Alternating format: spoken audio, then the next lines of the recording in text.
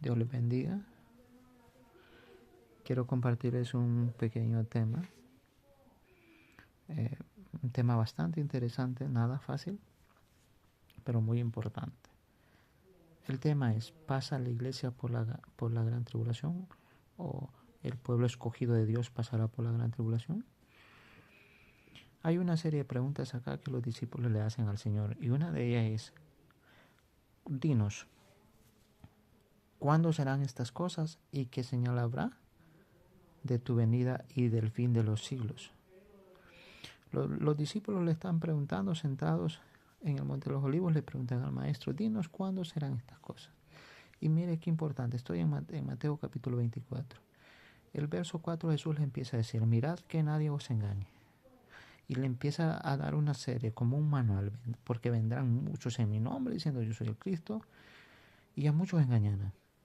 Y oiréis de guerra, rumores de guerra, se levantará nación contra nación, pero no os turbéis. Todas estas cosas tienen que acontecer, pero aún no es el fin. Se levantará nación contra nación, reino contra reino. Y habrá pestes, hambres, terremotos en diferentes lugares. Y todo esto será principio de dolores. Y entonces os entregarán a tribulación y os matarán. Y seréis aborrecidos de toda la gente por causa de mi nombre. Y muchos tropezarán entonces. Y se entregarán unos a otros. Y se aborrecerán. Y muchos falsos profetas se levantarán y engañarán a muchos. Y por haberse multiplicado la maldad, el amor de muchos se enfriará. Mas el que persevere hasta el fin, éste será salvo. Oiga bien, qué importante. La pregunta es clara: ¿cuándo serán estas cosas? ¿Y qué señal habrá de tu venida? Vemos claramente que el Señor Jesús le está dando como un manual a los discípulos y les expresa claramente que el pueblo santo de Dios pasará este montón de situaciones difíciles. Habrá apostasía por doquier, el amor de muchos se enfriará, no habrá amor de padre a hijos ni de hijos a padres. Será un caos total. La iglesia no está exenta de eso. El pueblo santo de Dios no está exenta de eso. Cruzará, pero todavía no es el fin. Ahora llega otro evento importante. Ese es como el preludio de la gran tribulación. El verso 15. Por tanto, cuando veáis en el lugar santo la abominación desoladora de la cual habló el profeta Daniel, el que le entienda, entonces los que estéis en Judea, huyan a los montes. Y sigue una serie de palabras ahí importantes. Dice después: porque se levantarán falsos cristos, falsos maestros. Verso 22. Y si aquellos días no fuesen acortados, nadie será salvo, mas por causa de los escogidos, aquellos días serán acortados. Mira qué importante. Mira las palabras del Señor Jesús. Mas por causa de los escogidos, aquellos tiempos de gran tribulación, si no fuesen acortados, nadie sería salvo. ¿Y por qué? ¿Y por qué fueron acortados esos días? Por causa de los escogidos de Dios. Pero después de ese evento de la gran tribulación, viene otro evento maravilloso. ¿Y cuál es? La venida de Cristo. Mira cómo el Señor Jesús lo da cronológicamente. Primero son señales, ¿verdad? Primero son las señales. Vemos claramente que el terreno lo está preparando el anticristo. Señales.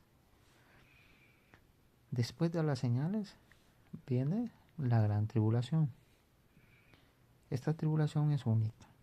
Desde antes de la fundación del mundo no ha habido ni habrá algo tan difícil como lo que la iglesia va a atravesar en ese momento, como lo que el pueblo santo atravesará en ese momento.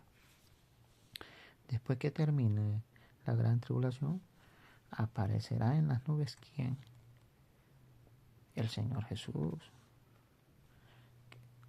¿Cuál es el propósito de la venida del Señor Jesús? Oiga, el verso 30 es muy importante. Entonces aparecerá la señal del Hijo del Hombre en el cielo, y entonces lamentarán todas las tribus de la tierra, y verán al Hijo del Hombre viniendo sobre las nubes del cielo, con poder y con gran gloria.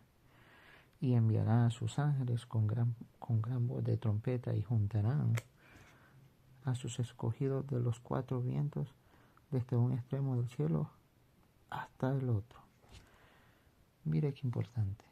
No necesitamos ser muy estudiosos de la Biblia o muy profundos en la Biblia para intentar distinguir lo que el Señor Jesús nos trata de explicar en su palabra. La pregunta final sería: ¿pasará el pueblo santo de Dios por la gran tribulación? Yo veo que a la luz de esta palabra de Mateo capítulo 24, me dice que sí, que el pueblo santo de Dios pasará por la gran tribulación. Y en Marcos capítulo 13 también encontramos otra cosa maravillosa. Velad, dice la palabra velad, porque Marcos 13:35, velad pues porque no sabéis cuándo vendrá el Señor de la casa, si al anochecer o a la medianoche, o al canto del gallo, o a la mañana. Pero para cuando Él venga, que no os halle durmiendo. Eso es lo más importante. Y algo que me gustaría volver a recalcar.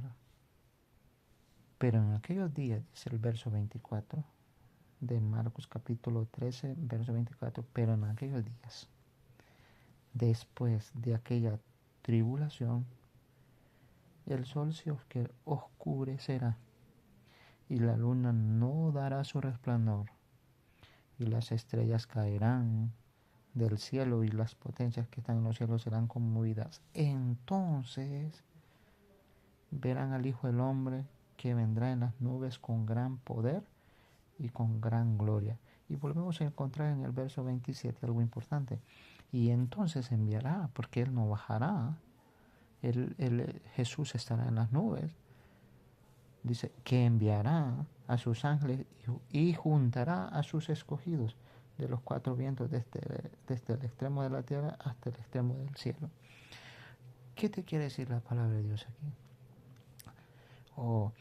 Que tenemos que estar preparados, sí, como cristianos, sí. Él ya nos advierte que tenemos que pasar por la gran tribulación como pueblo santo.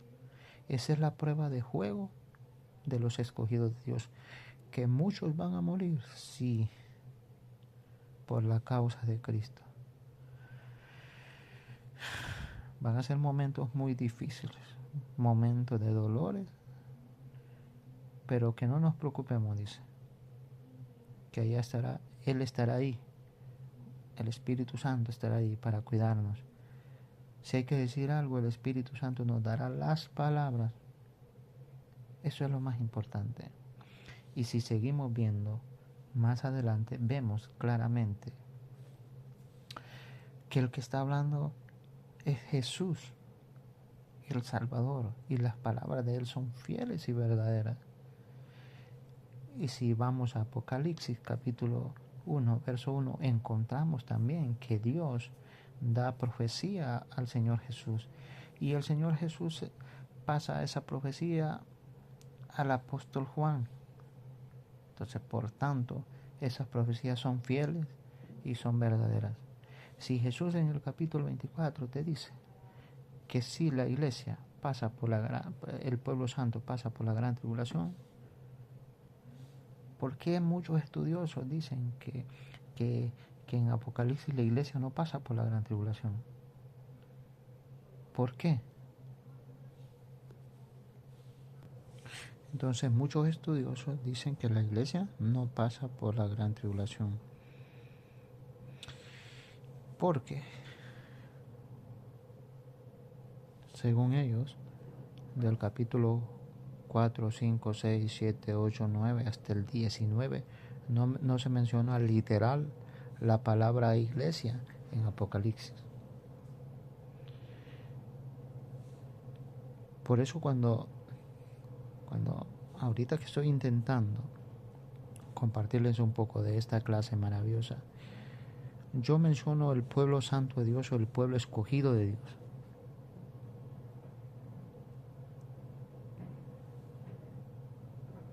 Muchos dicen que no existe eso o la palabra literal iglesia. Muchos. Pero si vemos desde el capítulo 5, 6, 7, 8, vemos que muchas personas santas, escogidas por Dios, han salido de la gran tribulación. Muchos. Y mire qué importante en el capítulo 14. En el capítulo 14 de Apocalipsis, capítulo 14, versículo 14 dice: y miré, y he aquí una nube blanca, y sobre la nube uno sentado semejante al Hijo del Hombre, que tenía en la cabeza una corona de oro, y en la mano una hoz aguda. Y del templo salió otro ángel clamando a gran voz al que estaba sentado sobre la nube: mete tu hoz y ciega, porque la hora de cegar ha llegado, pues la mies de la tierra está madura. Miren qué importante esto. El verso 16. Y el que estaba sentado sobre la nube metió su voz en la tierra, y la tierra fue cegada. Después, ¿qué pasa? Vemos dos escenarios bastante interesantes acá.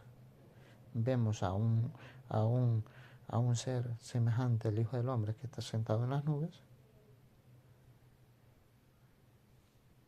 que recoge la cosecha, ¿verdad? De la tierra. Pero vemos otro escenario, que sale otro ángel que tenía poder sobre el fuego, y llamó a gran voz al que tenía la hoz aguda, diciendo: mete tu hoz aguda y vendimia los racimos de la tierra, porque sus uvas están maduras. Y el ángel arrojó la hoz en la tierra, y vendimió la viña de la tierra, y echó las uvas en el gran lagar de la ira de Dios. ¿A dónde echó las uvas? En el gran lagar de la ira de Dios. Vemos dos escenarios diferentes, dos eventos diferentes. Vemos que uno son cosechados, ¿verdad? Y vemos otros que son pisoteados. Y dice el verso 20: y fue pisado el lagar fuera de la ciudad, y del lagar salió sangre hasta los frenos de los caballos por 1600 estadios. Oiga bien, qué importante.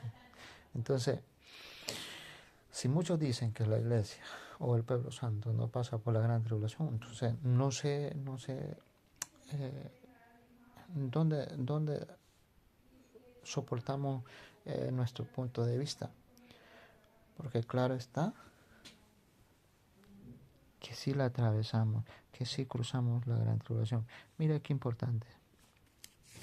En 1 Tesalonicenses capítulo 4, versos 13, 14, 15 al 16, vamos a ver qué dice.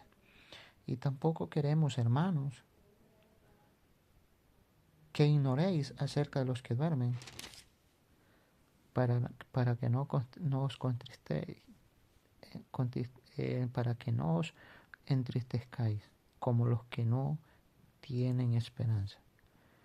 Porque si creemos que Jesús murió y resucitó, así también traerá Dios con Jesús a los que durmieron con él o en él.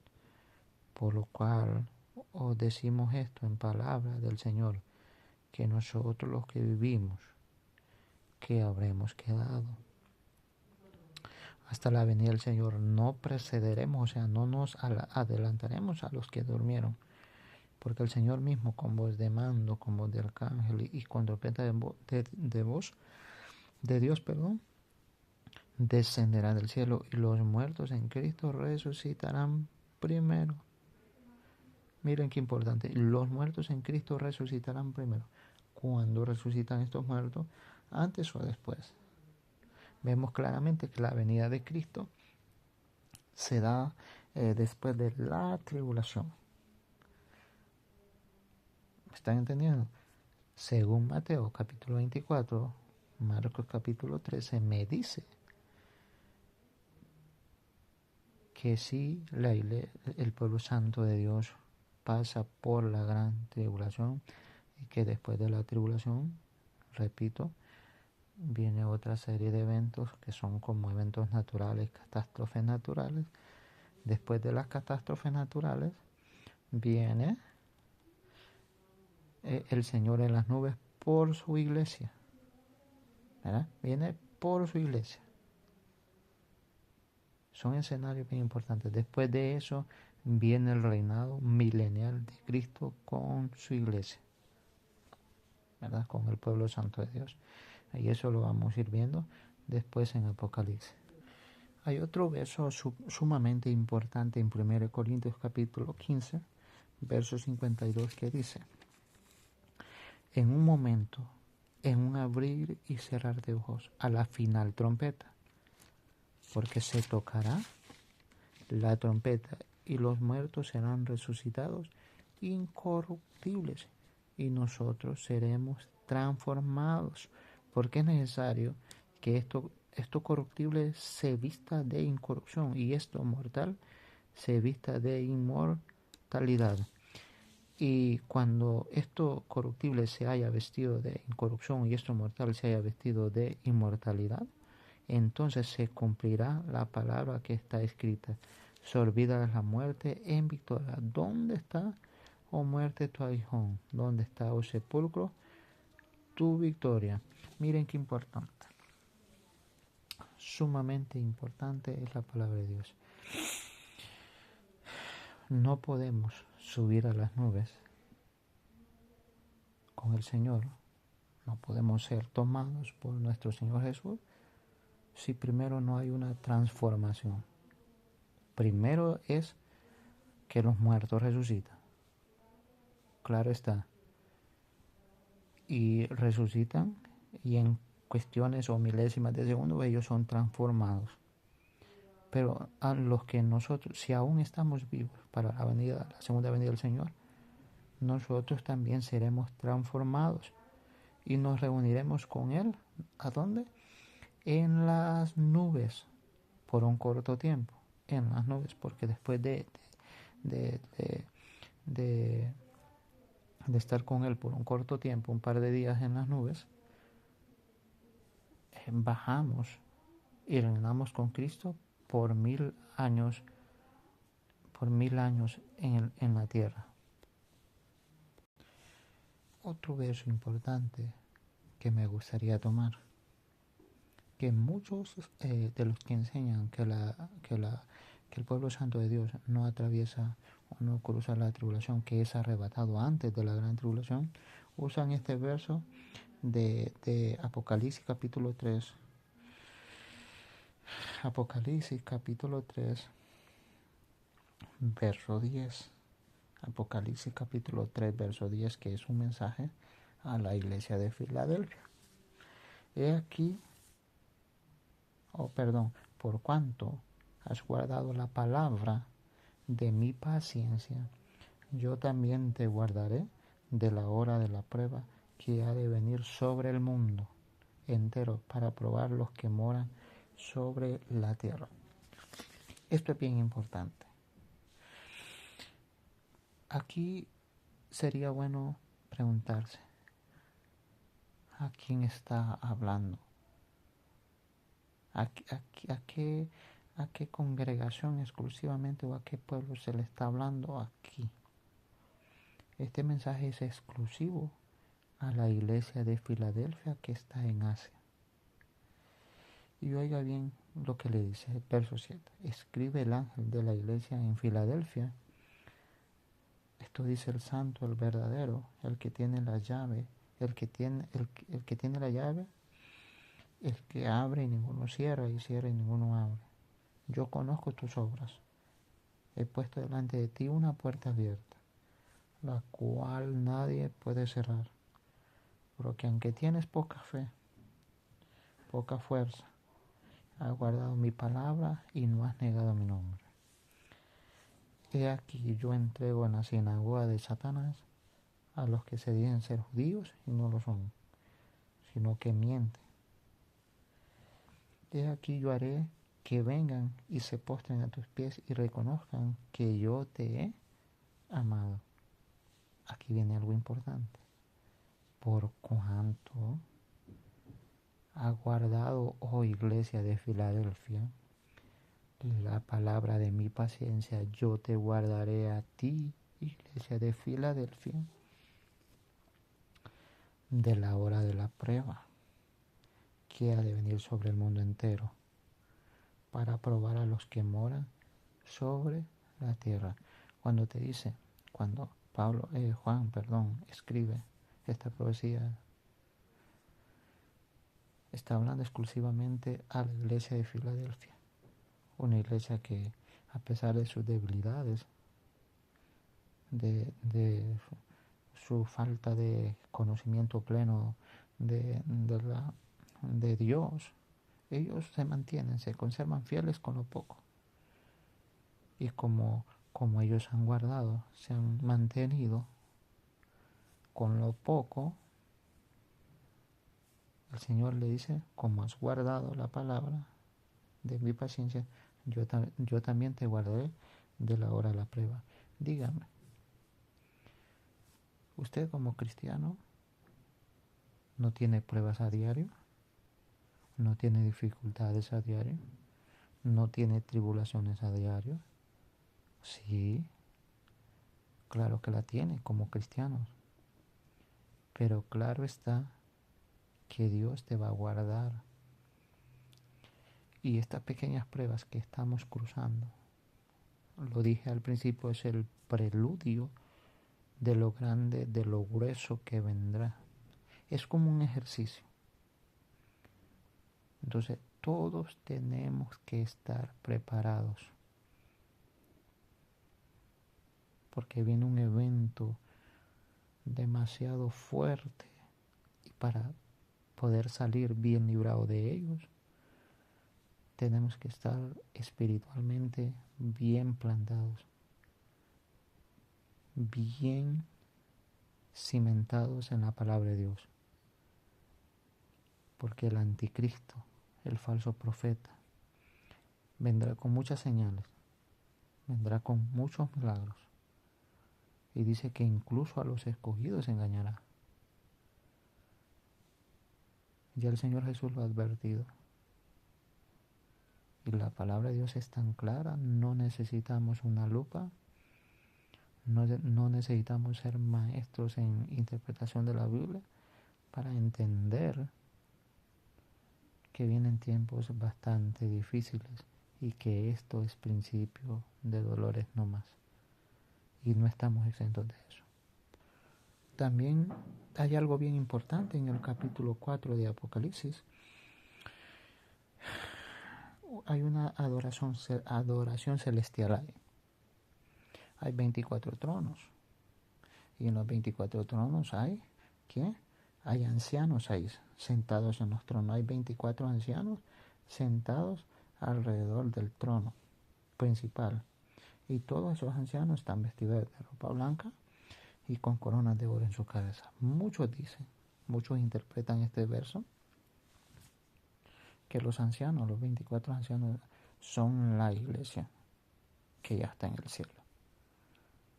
Yo considero que no, porque aquí me está diciendo que son 24 ancianos que tienen coronas en su cabeza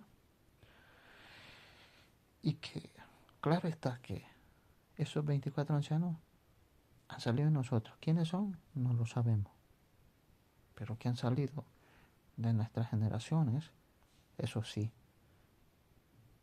Pero no sabemos exactamente quiénes son. Muchos especulan que podrían ser 12 de la tribu de Judá y 12 discípulos. Pero puede ser posible o no puede ser posible. Apocalipsis capítulo 6, verso 9, hay algo bien importante, que es cuando los sellos se abren. Y vemos que en el quinto sello dice: vi bajo el altar las almas de los que habían sido muertos por causa de la palabra de Dios y por el testimonio que tenían. Oiga bien qué importante esto. Y clamaban a gran voz, diciendo: ¿hasta cuándo, Señor, santo y verdadero, no juzgas y vengas nuestra sangre en los que moran en la tierra? Y se les dieron vestiduras blancas y se les dijo que descansaran todavía un poco de tiempo, hasta que se completara el número de sus siervos y sus hermanos, que también habían de ser muertos como ellos. ¿De dónde salió esta multitud? Pregunto, ¿de dónde salió esta multitud que está vestida de ropas blancas? Salieron de la gran tribulación. Ellos están pidiendo venganza. Basta ya. Basta. Y le piden al Señor que vengue su sangre. ¿Y cuál es la respuesta de nuestro Señor Jesús? ¿Cuál es la respuesta del que está sentado en el trono? Le dijo: descansen un poco, solo un poco de tiempo, hasta que se complete el número de sus siervos y sus hermanos, que también han de ser muertos como ustedes. ¿A qué personas está hablando? Está hablando de cristianos, de santos. ¿Dónde están esos santos? Pues están luchando en la gran tribulación. Están luchando contra el enemigo, contra Satanás, contra el orden mundial. Están luchando. También ellos tienen que morir. Si quieren permanecer fieles hasta el final, deben, si es posible, hasta morir, con tal de alcanzar salvación y mantenerse fieles e intactos a la palabra de Dios. Por eso es que el Señor Jesús no venga su sangre. Y dice la palabra, les mencioné anteriormente, en Mateo capítulo 24, si esos días no hubiesen sido acortados por causa de los escogidos de Dios, nadie sería salvo. Por causa de los escogidos de Dios, nadie sería salvo. ¿De dónde? ¿De dónde saldrán? De la gran tribulación. En el capítulo 7 de Apocalipsis vemos algo maravilloso. Vemos 144,000 personas que son selladas. Estas personas que son selladas, son 144,000 de todas las tribus de los hijos de Israel. 12,000 de cada tribu. Estas personas son selladas porque tienen un plan, un propósito exclusivo. No son igual a nosotros, ellos tienen un propósito exclusivo con nuestro Dios. Servirán de por vida, donde se mueva el Cordero, ellos estarán con Él. Pero hay algo bien importante, siempre en el capítulo 7, verso 9 dice: después de esto, dice Juan, miré y aquí una gran multitud, la cual nadie podía contar, de todas las naciones y tribus y pueblos, que estaban delante del trono y en la presencia del Cordero, vestidos de ropa blanca y con palmas en la mano, y clamaban a gran voz, diciendo: la salvación pertenece a nuestro Dios, que está sentado en el trono y al Cordero. Y todos los ángeles estaban en pie alrededor del trono, y de los ancianos y de los 4 seres vivientes, y se postraron sobre su rostro delante del trono y adoraron, diciendo: la bendición y la gloria, la sabiduría, la gracia, la honra y el poder, la fortaleza sean de nuestro Dios por los siglos de los siglos. Y el verso 13 es muy importante, el verso 13 y el 14. Entonces uno de los ancianos habló, diciendo: estos que están vestidos de ropas blancas, ¿quiénes son y de dónde han venido? El verso 14 es bien importante, siempre de Apocalipsis capítulo 7. Yo le dije: Señor, tú lo sabes.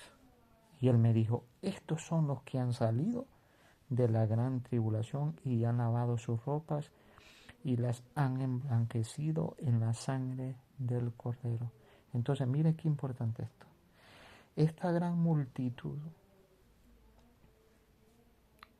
la cual nadie podía contar, de todas las tribus, pueblos, lenguas, que estaban delante del trono y en la presencia del Cordero, además estaban vestidos de ropas blancas. ¿Quiénes son? ¿De dónde salieron entonces? Son los santos, los escogidos de Dios. ¿De dónde salieron estos santos vestidos con ropas blancas y con palmas en su mano? Salieron de la gran tribulación. Claro está el verso 14. Salieron de la gran tribulación.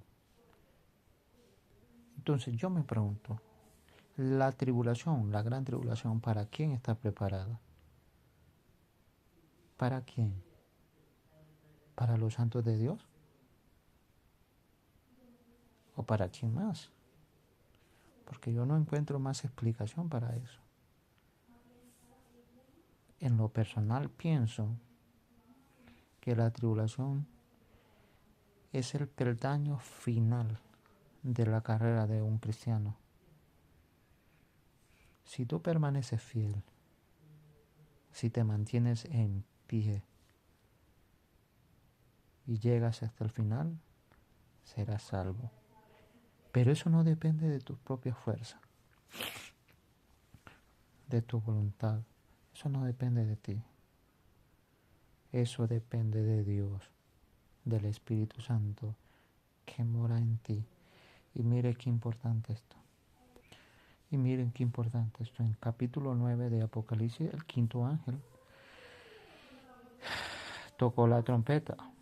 Mire qué importante. El quinto ángel tocó la trompeta. Pero en el verso 4 hay algo bien importante acá. Y se les mandó que no dañasen a la hierba de la tierra, ni a cosa verde alguna, ni a ningún árbol, sino solamente a los hombres que no tuviesen el sello de Dios en su frente. Ni ningún árbol, sino solamente a los hombres que no tuviesen el sello de Dios en su frente. Oiga bien, qué importante. Cómo Dios protege a sus escogidos. Cómo Dios protege a sus escogidos. Cuando habla que te va a proteger del día malo, en el día malo, el día de su ira, es porque así es. Dios es fiel y verdadero. Hemos visto con estos pequeños versos que literal no se menciona iglesia, literal no se menciona. Por eso es que muchos concluyen que la iglesia no pasa por la tribulación. Por eso yo hago la corrección. Yo no menciono iglesia en ese caso, pero sí hablo del pueblo santo, el pueblo escogido de Dios, que sí pasará por la gran tribulación, ¿verdad? Otro punto importante, por ejemplo, en capítulo 11, Apocalipsis capítulo 11, los dos testigos. Vemos claramente, dice, mira el verso 1, qué importante. Entonces me fue dada una caña semejante a una vara de medir. Y se me dijo: levántate y mide el templo de Dios y el altar, y a los que adoran en él. Pero el patio que está fuera del templo, déjalo aparte, y no lo midas, porque ha sido entregado a los gentiles. Y ellos hollarán la ciudad santa 42 meses. Y daré a mis dos testigos que profeticen por 1260 días, vestidos de silicio. Miren qué importante. Estos dos testigos vemos que hacen señales, hacen milagros, hacen prodigios por 3 años y medio, pero vemos que son entregados a Satanás. Satanás termina con su vida y quedan tirados ahí como perros ahí en medio de la plaza, en medio de la calle. Pero Dios les da aliento y al tercer día resucitan y son levantados hacia las nubes. Dice que todo el mundo al ver eso quedaron, como dice, aterrorizados, porque hubieron terremotos. La 10ª parte de la ciudad se derrumbó y por el terremoto murieron 7,000 hombres. Y los demás se aterrorizaron, pero dieron la gloria aquí al Dios del cielo. Eso es bien importante. Hay otro punto importante en Apocalipsis capítulo 13, verso 6. Habla de las 2 bestias. Las 2 bestias tienen poder muy importante en Apocalipsis. Tienen poder, fueron dotadas de poder para hacer milagros, señales, ¿verdad? Una tiene en su cabeza una herida mortal de muerte, pero fue sanada y se maravilló toda la tierra en pos de la bestia. Y dice el verso 5, también se le dio boca que hablase grandes cosas y blasfemias, y se le dio autoridad para actuar 42 meses. El verso 6 importante, abrió su boca en blasfemia contra Dios, para blasfemar de su nombre, de su tabernáculo y de los que moran en la tierra.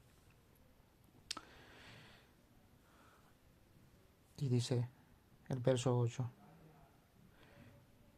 y adoraron todos los moradores de la tierra cuyos nombres no están escritos en el libro de la vida del Cordero que fue inmolado desde el principio.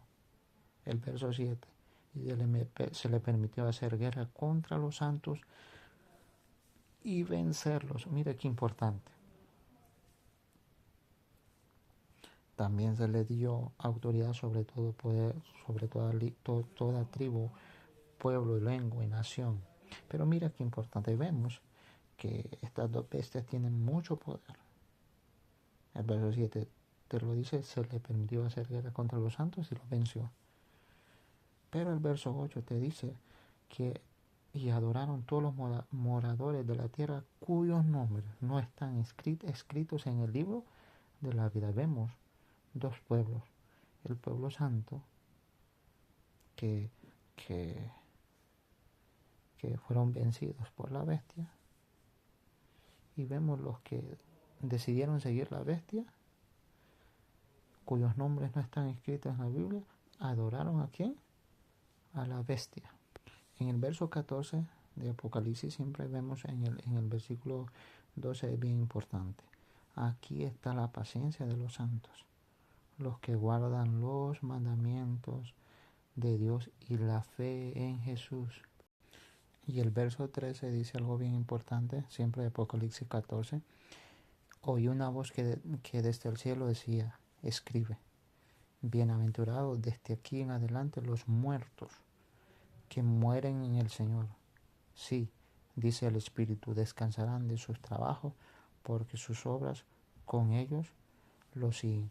Eso es bien importante. Y lo que hablamos desde el principio de Apocalipsis capítulo 14, verso 14, que vemos que la tierra es cegada. Vemos a alguien que está en la nube, verso 14, que es semejante al Hijo del Hombre, que tiene en su cabeza una corona de oro y en la mano una hoz aguda. Y el que estaba, dice, sentado, verso 16, sentado sobre la nube, metió la hoz en la tierra y la tierra fue cegada. También vemos al otro ángel que arrojó su hoz en la tierra y vendimió la viña de la tierra y echó las uvas en el gran lagar de la ira de Dios. 2 eventos diferentes, ¿verdad? Uno que semejante al Hijo del Hombre cosecha la tierra, ¿verdad? Y vemos otro que que también cosecha, pero las uvas son depositadas en el gran lagar de la ira de Dios. Si muchos creen que como pueblo de Dios, como el pueblo escogido, santo de Dios, no pasaremos por la gran tribulación, pues lo que dice en Mateo capítulo 24 lo rechazaríamos. Lo dice Jesús. Lo que dice en Marcos lo dice Jesús. Y Apocalipsis fue revelado a Jesús y Jesús se lo reveló a Juan. Entonces, por tanto, sus palabras son fieles y son verdaderas. Y si en Mateo te lo da ordenadamente, ¿cómo será cronológicamente la venida del Señor? Pues Apocalipsis de la misma manera te lo da. Primero es el anticristo, falsos profetas, rumores de guerra. Después de eso viene lo que es la gran tribulación, que ahí está dentro del pueblo santo de Dios. Después de la tribulación vienen eventos naturales, catastróficos. Después viene el Cordero en las nubes. No baja, está en las nubes. Después de eso viene la resurrección. Primero de los muertos y la transformación. De los muertos resucitan, los muertos en Cristo resucitan y son transformados. Luego, los que aún estamos con vida, si estamos con vida para la venida del Señor, seremos levantados, pero seremos transformados, porque no los precederemos a los que estaban dormidos, no los precederemos, no nos adelantaremos, ¿verdad? Claro está eso. El capítulo 16, verso 15 dice: He aquí, yo vengo pronto, o vengo como ladrón. Bienaventurado el que vela y guarda sus ropas para que no ande desnudo y vean su vergüenza. Bienaventurados los que lavan sus ropas para que no vean desnudez en él. Eso es bien importante. Miren esto comparto otro verso, otro capítulo importante, 2 de Tesalonicenses, capítulo 2, verso 1. Miren qué importante es esto. Pero con respecto a la venida de nuestro Señor Jesucristo, dice el apóstol Pablo a los de Tesalónica, y nuestra reunión con Él, os rogamos, hermanos, que no os dejéis mover fácilmente de vuestro modo de pensar, ni os conturbéis, ni por espíritu, ni por palabra, ni por carta, como si fuera nuestra, en el sentido de que el día del Señor está cerca. Nadie os engañe, verso 3, en ninguna manera, porque no vendrá sin que antes venga la apostasía y se manifieste el hombre de pecado, el hijo de perdición, el cual se opone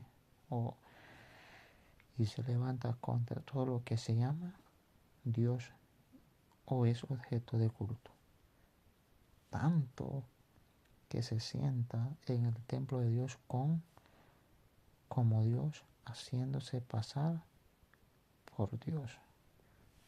El apóstol Pablo está siendo bastante claro referente a este asunto. También está advirtiendo a la iglesia que antes de que Cristo venga, habrán eventos bastante feos, que si no están cimentados bien espiritualmente, seguro que tendrán muchos problemas, serios problemas. Entonces, ¿cuándo viene Cristo? Cristo viene después que es manifestado el hombre de pecado o el hijo de perdición. Después de eso viene Cristo por su iglesia. Antes, no. Es después. Entonces me gustaría como recapitular un tanto. Mateo capítulo 24, Marcos capítulo 13 son exclusivos cuando hablan de la venida del Señor y qué eventos acompañarán la venida del Señor. Y Apocalipsis también vemos como